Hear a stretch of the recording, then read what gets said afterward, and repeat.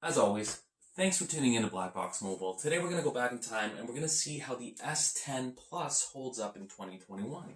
Now, the one reason why we really wanted to show off this phone is because it offers some features that some of the newer ones don't, and we also want to see how performance holds up. So, let's check it out.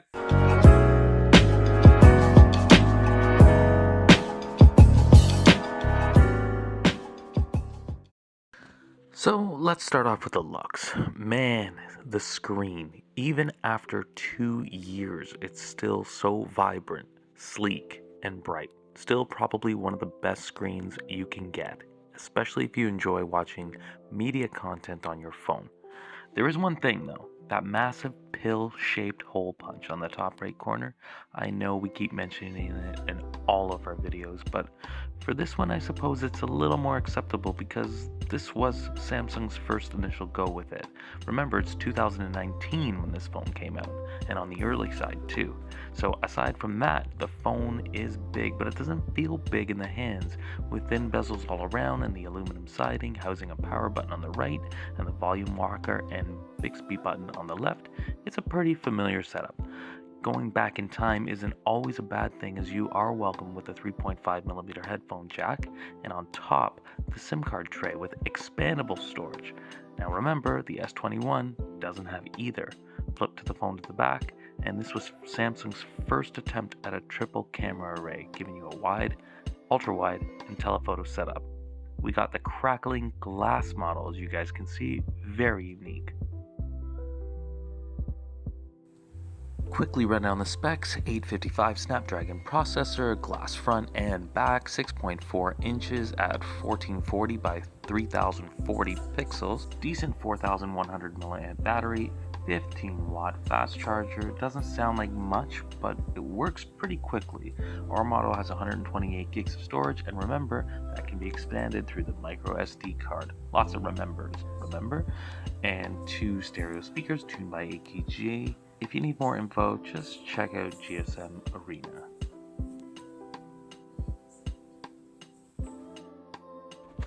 At first glance, with those thin bezels, this phone was a definite looker and really stood out when it first launched in 2019. Now, jumping back to that hole punch, well, this kind of has one big one at the top right, annoying as hell, but to be honest, it's pretty nice to have a dual selfie cam, especially if you're into vlogging. Now, if the wider lens was just a little bit more wider, it would have been a little bit more useful, but you'd probably end up with some of that distortion on the sides. But hey, if you have a person that you want to get back at, just throw them on the side and haha! But anyways, giving you 2 extra cameras in the front and 3 in the back, you got 5 in total. It's a huge leap from the previous year. Now, even with that being said, we really should hand it to LG, who kind of helped pioneer these multiple lenses, and that have now pretty much become a standard, especially when it comes to the wide angle lens. They've been using it for 3 years prior to Samsung and Apple for that matter. It's sad to see a company with such dedication at raising the bar, such as double tap to wake, wide angle lenses, the first QHD screen, etc., etc., etc., to leave the mobile game, especially when it's really starting to get competitive out there. Anyways, the cameras at the back give you lots of options, and Samsung did a pretty good job at first attempt. Colors between all 3 cameras when taking shots of a subject are not horribly way off like some other manufacturers, even these days. You get bright, punchy, lively colors, even though they might not be the most natural looking. It's the pleasing to the eye look that Samsung goes for. Now remember, this is always subject to the beholder, or in this case, the eye of the beholder. Does Samsung take the best photos? For us, it's like the overall shot is good, but not the best. Shots of subjects come out okay, but then there's sometimes where a shot, well, there's more detail in a certain spot on a photo, and then a loss of not just detail, but overall data, creating a blotchy effect in other areas, sometimes with the same subject too. Now, I know many manufacturers do this, but again, sometimes it's a little more noticeable on Samsung. Like, take a look at the difference between the S10 versus the Pixel 4.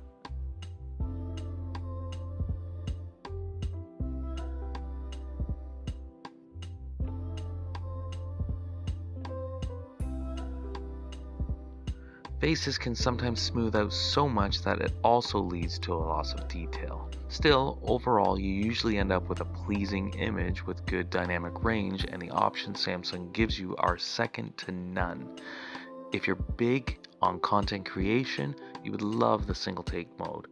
Taking a single shot between 5 to 15 seconds, compiling many options for you to create like short videos to best recommended shots to even adding filtering. It's pretty amazing. The night mode too keeps getting better with updates over the last year. So the real strength, at least in our testing, comes down to the video. Video looks good and it's smooth. One thing you don't hear too many reviewers speaking about also is the microphone quality. It's really good. It's not oversensitive and it captures sounds pretty effectively. The video is fairly clear with little grain in dim settings compared to competitors, leaving the overall quality on top of most of the pack. From 720 30 frames per second to 4K at 60, there's no shortcuts here. By the way, this goes double for the front-facing video camera. There's even a pro mode for video that gives you a handful of options. Options, options, options. They don't stop there. You also get live focus video, slow motion, super slow motion, something called AR zone, you guessed it, bringing augmented reality into the scene with AR emojis, AR doodles, a studio, stickers, and so on. Overall, the camera is a massive package stacked with options and good results for the most part, although sometimes I feel with all these features the camera could be a bit slow and sometimes buggy. Well, coming off a Pixel which offers so much less in terms of options, but rock steady performance when it comes to capturing a shot on time and just generating the fine detail to go with it. So if you're big on content creation, this phone has its perks. One of our favorite things to do when we pick up a phone that's a couple years old is just to see how it holds up in terms of performance. Even with all the bloat, the S10 still holds up nicely. It's still smooth, the screen still looks good, it's beautiful. Even if it's stuck at 60 Hz, we adjusted to it pretty easily. There's a lot of settings to keep you busy. Device care is a nice check on battery, storage, memory, and security. Speaking of memory, with 8 gigs of RAM, there's still not too much that's going to slow the S10 down. The Snap 855 still holds its own. It makes sense. Aside from the Note, this was Samsung's best 2 years ago. So the fact that it still holds up is kind of expected, but you never know these days. Moving on to software, the bloat is decreasing and we don't mind the look of One UI. There's a lot to like or dislike depending on where you're coming from. It's funny, you would think the more options, the better, but after using OnePlus or the Pixel line, sometimes Samsung just feels a little bit more complicated. But the more time you spend with Samsung, then the more bare OnePlus or Pixel might seem. So there's a trade-off. Options give you more things to do, but sometimes hamper the performance like the camera mentioned earlier. But if you like the choice, at least you have the options. Sometimes things are duplicated like Bixby or galleries, etc. But this is Samsung's way of generating information on you to better provide their service or use for other reasons. Still, sometimes a nice change of pace than the Google sign in to use this feature or app. Contacts is a good example. Google wants you to always connect to a contact to an account that's tied to the Contacts app. But what if you don't want this? Yes, you can go into the Play Store, but Samsung already has you covered with their version. That's specific more to their phone, so it's not always a bad thing. So the good here definitely outweighs the bad, even if you can't uninstall Facebook. Come on, Samsung.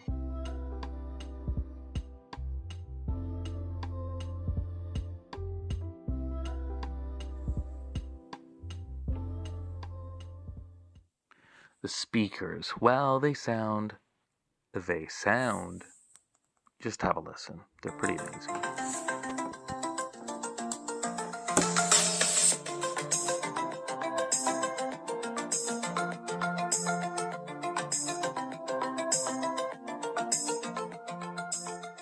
Long story short, we're not going to focus on everything this phone has to offer, more of just how it holds up over the past couple years. Honestly, if you're looking for a phone with a nice screen, still plenty of juice for the long haul, decent battery life, the inclusion of an external SD card, good cameras packed with options, and a headphone jack, With all the updates, you're kind of getting a phone with the similar layout of the newest on the market, but with all these features that don't exist on the S21. Something to keep in mind.